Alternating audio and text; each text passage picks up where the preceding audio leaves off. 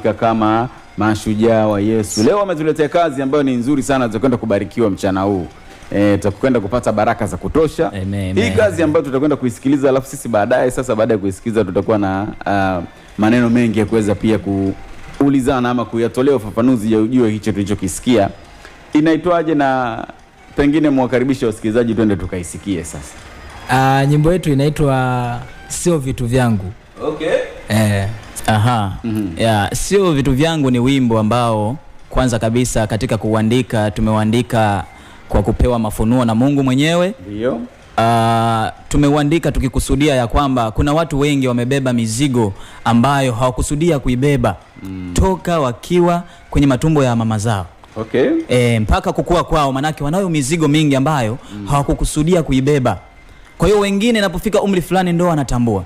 Mimi kama mimi nimepewa mafunuo kwamba huu wimbo Sio Vitu Vyangu, manake kuna watu ambao wamebebeshwa magonjwa.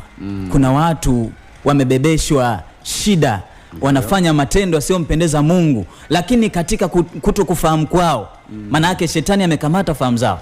Kwa hiyo nimeimba huu wimbo manake ili kwamba kuwakumbusha ya kwamba yamkini katika yale maeneo walionayo, katika sekta walizo nazo, katika ile njia wanayoipita, yamkini ni kwamba hawakutambua. Kwa hiyo mimi nawapa ufahamu sasa kwa ujumbe kupitia kinywa cha Mungu kwamba haya mlionayo sio ya kwenu, lakini ni Ibilisi ameyapandikiza kwenu. Kwa hiyo sasa ni wakati sasa wa kumrudishia yeye mwenyewe. Ndio maana wimbo tukauita Sio Vitu Vyangu. Kingine hapo cha kuongezea. Naam. Karibu. Nadhani wewe mwenyewe ushakusikia kama kuna sehemu unaweza ukaenda ukasikia kwamba kuna mtu labda tuseme anakunywa pombe. Lakini kuna mtu akatokea hapo na kusema kwamba ukoo wao mzima ule wanakunywa. Unaona sasa hivyo ni vitu vya ukoo. Ni vitu vya ukoo. Sasa hizo hivyo ndo ambavyo sio vitu vyetu. Na hao huenda sio vitu vyao, lakini wameambukizwa na nini? Na ukoo. Yaani Mungu katuumba tumtumikie. Hivi tulivyo navyo ambavyo tunapitia, tunaiacha njia ya Mungu, manake ni mpango wa shetani. Kwa hiyo sasa hivyo manake sio vya kwetu, sio asili yetu. Mungu katuumba sisi tuishi katika bustani ya Edeni yenye mazingira mazuri na kila kitu kinapatikana humo.